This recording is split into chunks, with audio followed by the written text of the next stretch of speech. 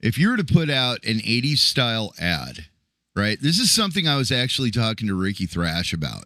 Well, he does that kind of shit. Well, he does. He does. And in fact, hey, take a look at his base right there. Do you see how I've got a battery? I got a little light in there. No, I saw that on a post you made. Or something. Isn't that cool? We're thinking about like coming up with a name for it, like the Thrashometer or something like that. The way it's going to work is I'm going to wire it to the output jack of the bass. Oh. So whenever you plug the jack in, it'll complete the circuit and turn the battery on, and then he can like sit there and plug it in, look down, and go like, okay, Thrashometer looks optimal. It's time to rock. Yeah, have you got the pickups for it? Oh yeah, got everything. He's going to be after Andre Flood. In fact, this is probably a good time to welcome to the Kahler Podcast. This time we're going to be talking about G&L Rampages. Big surprise there, right? Andrew Baena got his, and the Gear Gods one is done, and there's so much exciting stuff going on. Well, how you doing, Gary? I'm doing just fine. I'm just getting older. Just getting older? Tomorrow's my birthday. That is true. And how old tomorrow? I'll be over 105. 105? Yeah. Okay, Methuselah. Yeah, we'll just lie about that. Yeah. That's 87. 87. Yep.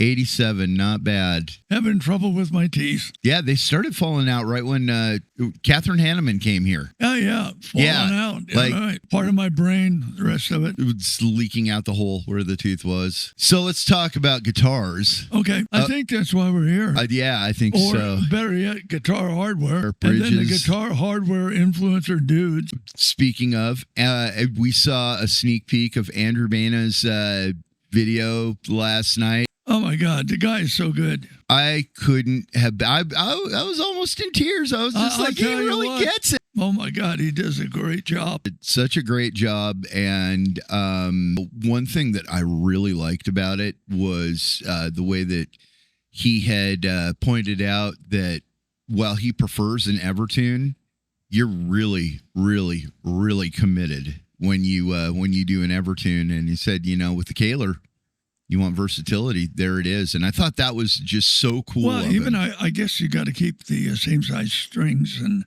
everything else on Evertune. As I understand. Well, this device is, you can custom it however you want it with the strings and all the rest of it, all kinds of setup ability. Of course, you got to have some brains to know how to do that. Not as many as you would think. You could actually be a lot dumber and set up a Kahler than Floyd. I'd probably do that with no teeth, right? There you go. Yeah. We'll have to take that one in the middle out. No, it's amazing. Yeah. It's only because I'm a trumpet player, and even that tooth got knocked out in the military. So anyhow, that's the way that worked. All I can think of is the Zappa song, Baby, Take Your Teeth Out. Jesus. It's a terrible deal. Anyway, getting back to he did a great job. He did a great job. He nailed it. He nailed everything. Really? I'm telling you, he got 95% of everything that was there, and the guitar looked really good. Yeah. And he liked the longer scale, specially made. James Gay's getting a lot of credit for all this stuff, as well he should, because he was the driving force at G&L. Of course, David McLaren, we're talking about him. And John. And John, which is great. But you know what? With the baritone guitar, there's another guy, Frank Fabo, who was heavily involved in that one. And without him, it wouldn't have worked out. He's an engineer, and I believe that he's Steve Stevens' guitar tech. And well, good for Frank. Yeah. Well, hey, good for us, because he had a huge hand in building that baritone guitar. So good for Andrew. That's an original. That is one of a kind there. Andrew, he had mentioned that the whole thing sort of revolved around a review of an Ibanez guitar that he did that was super complicated, even though it was a fixed bridge. Now, when are the folks going to be able to see that? If they're watching this, it's already out. Okay, so how do they know where to go to see that? That'd be Andrew Baena's channel. We'll have a link. Okay, we'll have a link. So what do they do? They go to our link, and it links. How does that work? It'll be up in either that corner or that corner, and there will be a thing that you can just click on it. You can click in and see it. Yeah. At any time, right? It's what they call evergreen. It's always there. This is why influencers are great for this kind of thing, because they make evergreen content. It's there forever. We give them an affiliate link. Yep. And then if they really believe in the product and things like that, then they can make videos about it, include their link. If people buy the bridge based on their link, then they get a little bit of money. He keeps that original guitar too. Oh yeah, well that was the cool thing, because with that Ibanez, he said, if I wind up keeping this guitar, what I'll do. And he said things like, I'll take off the locking nut and I'll take out the fine tuners and all this and that. Well, with ours, he said, he didn't say if I decide to. He said this guitar is definitely a keeper. Yeah. And that was the goal. You know? It's custom made for him. I mean, for all practical purposes, it's beyond prototype because it's been proven to be good. That's that influencer. Now we're talking about the next one. Yeah, the next one is kind of interesting. It's Gear Gods, which is also Trey Xavier, but also Alex Nasla. Alex is a keyboard player, not a guitar player, but Alex spec'd the guitar. And then we brought Trey in after the thing was already, done and just waiting to be assembled. So I really hope that Alex knows what Trey likes.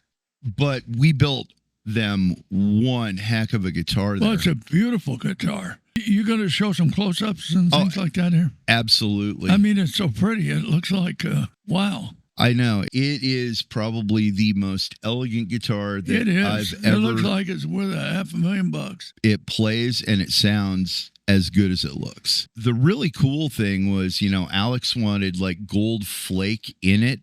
And when I first saw the body, I was like, boy, that might be a little bit more than what he wanted. But then I started looking at it closer and I was like, you know what? I don't know if it is or isn't, but it looks really cool. And in order to kind of break it up, I'm going to mix the black and gold hardware. And it was great because they wanted a cover on the neck pickup. Yep. And we have those old DiMarzio Brass Factory covers. Yep. What in the world can we ever do with those? Can we get a hold of Larry and say, like, if people want to buy these, Larry, can we give you a cut? Or it'd be whatever Larry wants to do. We still have those, and I mean, that's 100% brass. That's not a gold plated. Highly polished brass and then epoxied in a way that you can't do anymore, right? Yep. So like that can never be replicated. But we got about 100 of them or something. I don't know. I'd have to count them. We'll ask Harley. I mean, and we do have ones that we can sell that don't have the DiMarzio sign. That has a Freeway switch on it. It does. I love the Freeway switch. It's so cool because you get double the tones, but it's kind of like a gear shift, like a regular switch. You could think of like an automatic. Well, that's like on an 18-wheeler. You just pull that baby up and you got another dozen gears. Yeah, with the Freeway switch, you've got 1, 2, 3 like normal, but then you can click it up and you've got 4, 5, 6, and they're completely bonus. If that's too much, just don't ever flip it up. Just keep it down in 1, 2, 3. Well, you wouldn't even have to be an advanced guitar player.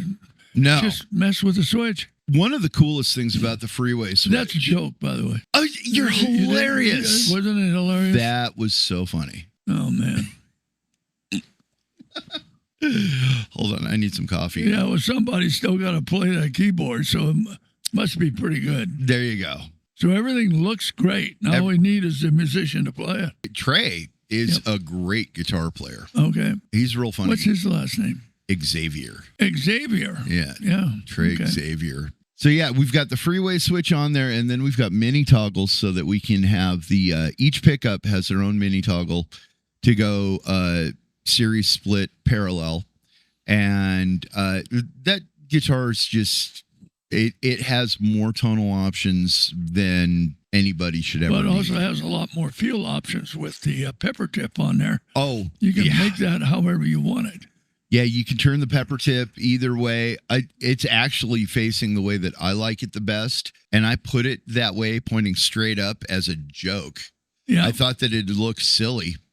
And I decided to try to play it. And I was looking at it going, this looks like an Alibaba shoe or something like. I like to have it extended as far as possible because that counterweight makes it easy to do the flutter tricks and things like that. People don't realize that you really need that brass tip on there as a counterweight. Makes a big difference. Well, yeah, I think we've got a flyer right here. Yep. And it doesn't have one. No. And I mean, that's still a stainless steel bar, right? Yes. Yeah, but it just feels weird without the brass tip. Unlike Andrew's guitar where we gave him the brass cam, to kind of give him a little bit lower fundamental harmonic. With this one, we have a steel cam, so that it's going to be like all mids and highs. This is going to be a very sharp sounding guitar. Well, I think it's going to be great when it gets demonstrated. Now he's going to do an open box deal when he gets it, and or he will or he won't, or you know what? I don't know because they might come here. They're in Corona, so they might just drive here and get it. In fact, I hope they do because then they can stay at the house and I can show them how to adjust the bridge and maybe do a podcast. And if they want some special setup on it, you can do that. Yeah. Let's take care of those people. We need good things here. When the people who play those extended range guitars see Andrew's video, they're going to all of a sudden have maybe a little bit of curiosity about the bridge. Sure. Especially if there's anybody who's thinking, well, just because I palm mute, I have to have a hardtail. No, you don't. You just buy one of the cam bridges that we make. That's put your palm on there as strong as you want. Only floating bridge I can think of that behaves like that. That's still in production. It's definitely been in production for a long time. We're going to get that out there. This week? Let's see. Out to them. I need to get a hold of him and see when they can come up here. We want to get that done because that's in the cycle over the next 2 months. Yes, it is. Yep. If they can't make it up here in the time frame, then we'll just ship it to them. Well, if I want to get these other guitars done, we better wrap this up so that I can get to it. So get to it. The next big effort. So until next time, I've been Eddie Kernan. And I'm Gary Kahler, and thank you, and let us know what you think. See you next week.